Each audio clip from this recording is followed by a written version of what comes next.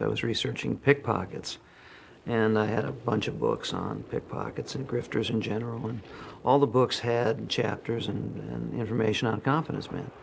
And the more I read about confidence men, I thought, God, this is an incredible subculture. Love to do a movie about this. I've never seen a movie about confidence men, at least not about this kind of confidence man. And since it was something that I'd never seen a movie about before, I just said, I got to do this. And the thing that sort of attracted me about confidence men were they seemed to be, in some ways, almost moral outlaws, because they didn't use violence. They didn't even steal. They used the mark's own greed against him. And in that way, they were sort of, even though they weren't consciously trying to do this, they were obviously trying to make money. But in some ways, they were exposing the hypocrisy and the greed of supposedly respectable people. The Sting came in a whole different package. It was a much smaller film with a whole cast of young people, young producers, young money people, very, very young, out of New York. Very ambitious, hadn't really done anything themselves. This was going to be a first shot. The writer, David Ward, was attached to it because it was his first, no, I think his second work. And they all had a kind of collective, and they wanted to support each other, which I totally respected. And they wanted him to direct it. And so when they sent it to me because we all kind of knew each other. And would I support him directing it and so forth? And I read it. And when I read it, I thought, okay, I don't know, I guess, maybe. You know, I tried hard to see myself in it, really. It seemed fun. It seemed different and kind of quirky. But because of its structure, I thought it would take a real master director to pull it off. And I didn't want to insult or not support a newcomer, but I said, I'm sorry, I think for me to be in this, it would have to be in the hands of a more experienced director. So if you want to do it with David, which I totally support, then why don't you go and see if you can put it together. So they had another cast in mind, they had other people involved. Next thing I knew, George called me and he said, look, I just read this script. I think it's fabulous. I said, you do? He said, yeah. And then he told me why. He was obviously very taken with it. That's the first good sign when the director has a vision, that you're going to be very drawn to that. When they did Butch Cassidy and the Sundance Kid, George Roy Hill rented a house from Paul in Beverly Hills. Now, when he came out to do The Sting, he called Newman on the phone and he said, is that house by any chance available at the moment for rent? And Newman said, yeah, as a matter of fact. You want to rent it? And Hill said, yeah. And Newman said, well, what are you doing? What are you doing out here? George Roy Hill said, I'm making a picture with Redford. And Newman said, oh, anything in it for me? Now, George Roy Hill told me this story. There came a pause, and George Roy Hill saw the dollar signs turning in his head. And he answered, yes, there's a part. But I got to tell you now, it's the second part. And Newman said, send me a script. George sent me a script. And I said, George, I think the script is wonderful. In fact, it's near perfect. But I am dead wrong for that part. And he said, why? I said, well, it seems very clear to me. This is the king handing the scepter to the prince. Gondorf was a big man. Big, heavy-set guy with lots of weight. I said, you should get someone who's long in the tooth and is gone, fading, and needs a replacement. That's what the whole point of the story is. This is my memory, and you can corroborate that with Redford. But Joanne and I were living in a tiny little apartment on East 50th Street, and they came up to talk to me about doing this. And we lived on the 4th floor. They punched the button, and the elevator went past the 4th floor, up to some other floor. And during that time waiting for the elevator, the silence was absolutely deafening. And then George said, I think you're if you don't do this film. And I said, in that case, what can I say? And then the elevator came back down again. And I always keep thinking, what if the guy hadn't rung it on the 12th floor, and they'd come up the 4th floor, and nobody had insulted me like that. Paul has no mind. He has a very poor mind. So I don't know what Paul remembered, but I suspect at some time we were in an elevator, but I don't know that I can remember what happened in an elevator. I do know that George wanted him in the movie, so I really can't comment on it. I think maybe Paul and George might have been in an elevator. I don't remember an elevator, but then I'm losing my mind too. It was a terrific script because, first of all, it was extremely unique. It was touching a territory that had never even been close to being touched before. But you can't underestimate George. He's such a craftsman. He's had such experience with script. And because of his own life experience, coming from a publishing family, being interested in comic strips when he was a kid, he found great value in comic strips, the Sunday comics, because he believed that the 4-panel sequencing, where you had to tell a story in 4, at the most 5 panels, have a beginning, middle, end, and complete it, was a very powerful guide. And he kind of followed that. He told me that story once, which I thought was amazing. I don't remember a more perfect script. Now, I know George had worked with David Ward on it for some time. I don't know to the extent that it had been changed, but I don't think we changed 4 words in that script the entire time we shot it. It's a really just about a perfect piece of work in terms of screen craftsmanship. When I write scripts, I tend to listen to music because it sort of keeps me in the mood of the piece. I mean, you write something over 2 or 3 months, you can sort of tend to lose that original feeling that made you want to write the script in the first place. And the music is always sort of a reminder to me of where I started. And when I was writing The Sting, I was listening to a lot of blues from the 30s and 40s.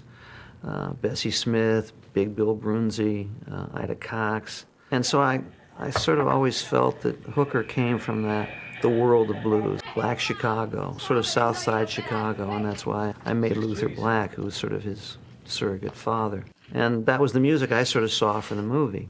I remember George giving me a call and saying, come on over to the house, when he had rented a place out in California where I was making a film. He said, I want to play something for you. And he had discovered Scott Joplin, which nobody had heard of. We'd heard of Ragtime, but I never heard of the name. And he was quite a good pianist, and he would play it. And he had it in his head that the rhythm of the film should follow that had to do with the character ability of the piece itself and a period piece. It was just so much about George. I think that probably George made the right choice in using the ragtime instead. I was actually opposed to it at first because I said it's the wrong time. Ragtime was much earlier. Ragtime was turn of the century, 1910. And George said, David, you may be one of 5 people who sees this movie that knows that. Nobody's going to care. I think it's right for the spirit of the movie, for the feeling of the movie. It expresses for me the kind of feeling I want the movie to have. And he was right. My kind of humor that I like and this film are very much akin. And therefore, I could treat it with a little tongue-in-cheek. I think that's what George liked. In fact, we had a running gag, which was that when we were going to record the film, I said to him, well, if you get there first, you can play the piano, and if I get there first, I'll play the piano. Because, George Roy Hill could play the piano. And so for the first day, I got there about 45 minutes early, One of the things that makes the con itself believable is the creation of the entire world of the Confidence Man, which was a world that could only exist in the 30s and 40s because of the nature of police departments and the way cities ran in those days. But we wanted everything to be authentic, from the way things looked, from the way the Confidence Men talked, their slang, the way they organized the con, the way they ran a con. I researched all of that very carefully, and George was very concerned to keep that authenticity in the movie. It was so authentic that it was just what I had remembered as a kid, being a Depression baby. I was born in 1923. So all through the 30s, I was that kind of kid. Nobody had any money. I mean, you put the newspapers in the soles of your shoes, and you walked around like that because everybody had holes in their shoes, and you didn't think about it. And you invented games. There were 2 or 3 things how to make stilts out of tin cans, and we invented those things. The scooter and the one roller skate and a 2x4, and a box you picked up at the A&P. There is a bit of Robin Hood quality in Confidence Men, although they didn't give the money to the poor. But they did certainly steal from the rich. Confidence Men were all from lower class backgrounds. They were usually not educated, but they were able to sort of mimic people who were educated and wealthy. It was one of their great strengths, is that they could pass themselves off as being cultured, as being educated, as running in the right circles. They sort of delighted in doing that. They sort of delighted in putting that on, because that's not at all who they were. And he's not hurting anybody. He's taken from other crooks, you know? Thanks. Yeah. The first guy he takes it from, that guy said, it was the easiest money I ever made. Drive me to the railroad station. And then he realized he's been had. So they wind up with a hole in his eye. It was a picture that had a great deal of camaraderie in it and ensemble playing. And George Roy Hill had a great deal to do with that. The way he did those 2 weeks of rehearsal, you knew that you were in a piece with a lot of people. They were as important or even more important than you. So forget you and join. One of the things George had as a filmmaker was that he understood the value of surprises. He would throw a surprise at the audience. Just when the audience thought they had something figured out, he'd go right or left when they were going right. He'd throw a wrench into it. By the time they got back on board, you thought you were back on again, he'd take another until you got to the end. So George had this wonderful kind of, that was part of his perversity. Just when you thought you were in safe territory, he jumped to another track and you wondered what was going on. And I think that's what kept the movie alive. The shots in The Sting, I can remember them discussing them. The boys, I'll call them, had their input. They had a freedom with him. And Redford, and that particular moment, I don't know whatever it was that he liked, but he said the image of her coming down in that outfit against those steps, he said, just look at it. I remember him saying to George, just look at it. You know, it was between them, but I do know that Redford slowed it down. And Redford saying, just, there's an image there that's just, he's a painter, Redford. And he just saw an image that he just said, let's just hold on that. They had that with each other, with that freedom, that allowance to make a suggestion. It was just a great sense of allowability, anything goes. Show me. But experimentation and a free rein to make mistakes and show your rear end, and it was a great set to work on. I just remember when we were rehearsing, he said, "Why are you walking out of the scene?" I said, "I'm getting a tray of ice cubes." I said, "What for?" He says, "Well, if you've been out on a night like that, I mean, man, you got to find somewhere to wake up." Paul and I come from the same seed in terms of how we came into the business. We came through theater in New York. So craft is important, therefore we approach our roles in very much the same way. Seriously crafting the character and being in character, playing the character, despite whatever of your own self is going to show up, you're playing a character. So we take that seriously, so we're committed to delivering the characters to the story and not going off track like you're a personality or a celebrity where you feel you're being hired as a personality, so you give them personality no matter what the script of the story is doing. That's not who we are. On the other hand, your own whatever is there. So I think that is what, what the relationship that Paul and I have in real life is going to show up somehow on the screen, even though our characters are different. I was a much younger guy than he was. He was kind of washed up. I was just a brash kid that didn't have any experience. He was my mentor. What I think connected us was just the fun that we had working together probably showed up in the characters, even though there was a lot of adversarial stuff in it. He was giving me a hard time, I was giving him a hard time. But I think that underneath that, the enjoyment of giving each other a hard time probably had some benefit. They both had a Porsche parked right out of the stage door. And when they weren't shooting a scene, either one of them or both of them were out there polishing that thing with a rag. I think one time he found a key, got the keys to Redford's Porsche, and went out and took it and hid it. And I think Redford said, I knew one day somebody was going to steal my car. I go out and I do this Sting. Meeting Paul Newman was, wow. You know, we did the scene together, and I said, Paul Newman, I thought it was going to be something. You know, there's nothing. I tore him up. Well, when it came out on the screen, you couldn't get your eyes off Paul Newman, and I'm trying to look at myself, and I can't. He was incredible. I did not give any particular or special treatment to J.J. Singleton, except what came out of the rehearsals and what was coming out of George, and especially what was coming out of Redford and Newman. For example, I had on a pair of dark glasses during the rehearsal, sitting around the table. Redford said, "Hey, that's a great touch, those sunglasses." I said, "Well, I'm just wearing them now. I don't intend to wear them in a picture." He said, "Oh, that's too bad, because it's a good touch." I didn't do any special work. I tell you, that screenplay was so well written, you didn't have to go far afield. The material itself was so original, and it was such a, I mean, it's not a rehash of an old idea. It's, I guess the Hustle is something that you can say, well, it happened in the Hustle, but this was such a beautifully designed, and or it was like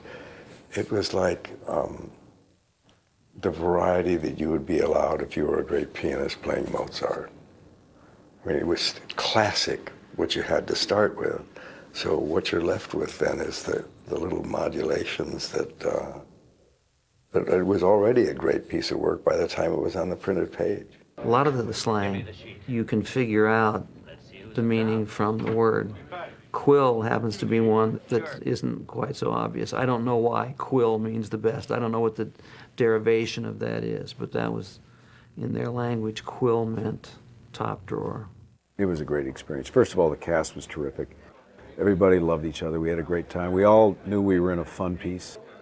We all knew we were in the hands of master craftsmen who had hired us all, so there was that camaraderie. And everybody got so completely into their part. You know, that was enjoyable. When you're working with actors who are so into their parts, it becomes kind of a, there's a kind of spirituality to that community there, and it's just fun. It's when acting and entertainment coincide in a terrific, fun way. This picture has a way of, like a great painting. You can go back to a great painting time and time and time again, and you always see something new in it. And I think that's what this is. When we finished this film, I was amazed. I mean, I knew the film was going to be a hit, but I was amazed that the music did so well, because rock and roll, you know, going like crazy. Next thing you know, I'm driving around and I hear number 4 this week, The Sting with Marvin Hamlish, and I was going like, you got to be kidding. There aren't too many directors like George Roy Hill. I've never worked with anybody who was as good as he. Never. He knew what he wanted. He knew how to talk to actors. He knew how to be firm, but right on the money. I picked up a lot of things from George that have been useful to me, mostly. His sense of preparation, his sense of really wanting to understand every element of the script so that he can be as articulate and thorough with the actors as possible. I hope that some of George's love of just making movies has worn off on me. I mean, he loved to do it. It was work, yeah, it was like it is for everybody. It's very intense, strenuous kind of thing to do. There's a lot of tension, but he loved doing it. He loved telling stories. George sees himself as a storyteller. He's not the kind of guy who feels like he's got to put his indelible stamp on everything. You don't see that so much anymore. A lot of directors now, they want to be bigger than the material. George always defied being typed. His work always had a very clear mark on it, and I didn't see The Sting when it came out. I was in Europe making The Great Gatsby. So when I saw it in its whole, in its entirety, with just me being a piece of the whole. And so what I saw was the work of a master craftsman, because he took a script that was very large, very, very witty and funny. He scaled it down to something manageable and realistic, so it just wasn't a bunch of jokes. He shaped it, scaled it, trimmed it, so it could move like a rocket. People were courteous. I mean, nobody was rude, you know, and when you think of the way crews are today, of course, you know, it's a different generation, it's a different thing, but I mean, it kind of hurts because they don't know what it was like then because they're all so much younger. But it was pretty wonderful.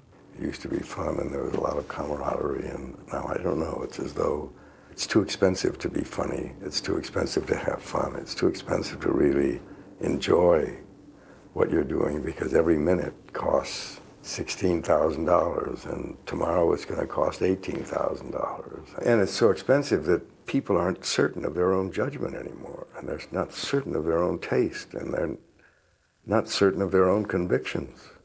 So they then have to put out cards to the audience, and the audience then makes the changes.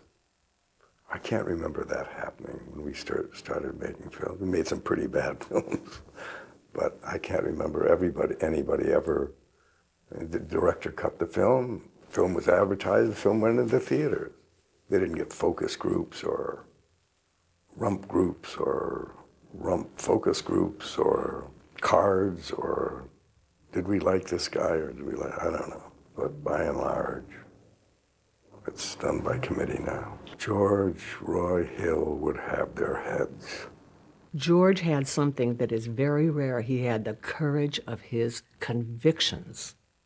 When he made a decision, that was it. When he wanted to cast me, it didn't matter to him that Universal didn't want me. He fought for me. No, that was it. It's so rare today that you meet that kind of a person. So rare. And I mean, he had a life other than being a director, too. I mean, this was a really Renaissance man. The man was wonderful, but he had courage. He trusted his instincts. He trusted himself. He trusted his choices. It was wonderful. It's great. Because it inspires confidence from every actor, and I would imagine the crew, too. You know you're in the hands of a master. It's a good feeling. He scared the hell out. I mean, people, you'd see guys with powerful positions in the studio, they would quake if they knew that they were having a meeting with him. There was a liveliness about him, and yet a grandness and a elegance about him. There was an elegance about him. He was a good guy. I really liked him. I think it was melancholy all the way through. I think the music is melancholy. And I think when you stop to think of where Mr. Hill is now, it's all melancholy. And I miss him, and I wish he was still working. I am not sure that George has received the attention that he deserves because he was rebellious and perverse and kind of went against the grain a lot of the time. He did these really odd, quirky pieces, and most of them he did a great job with. So I hope that one day he gets the credit he deserves as a filmmaker.